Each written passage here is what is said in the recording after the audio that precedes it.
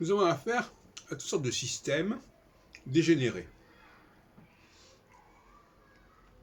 et qui sont perpétués, pérennisés par le fait que ce sont les hommes justement qui les ont fait ce qu'ils étaient, ce qu'ils sont devenus. Une forme d'existentialisme politique religieux.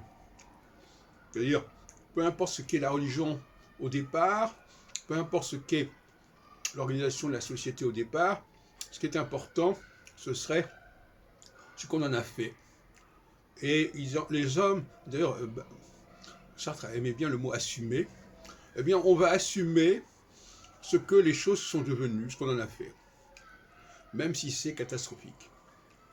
Et je prendrai deux exemples. Le système électoral, qui est complètement bancal, qui ne tient pas debout, qui ignore complètement sa raison d'être, en fin de compte, qui est d'établir une cyclicité. Mais établir une cyclicité, c'est connaître déjà les cyclicités objectives, c'est les cyclicités ancrées dans la réalité anthropologique, si on peut dire. Et il ne s'agit pas simplement de plaquer une cyclicité sur le réel, mais de comprendre quelle est la cyclicité du réel en elle-même et de s'adapter à cette cyclicité.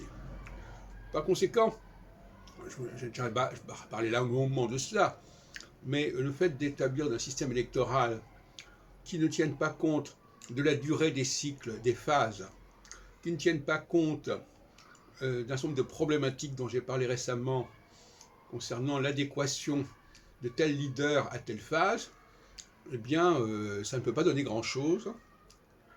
Et quand on pense que tous les pays occidentaux ont un système électoral qui est décalé dans le temps l'un par rapport à l'autre, un tel est en période de réélection, un autre, etc.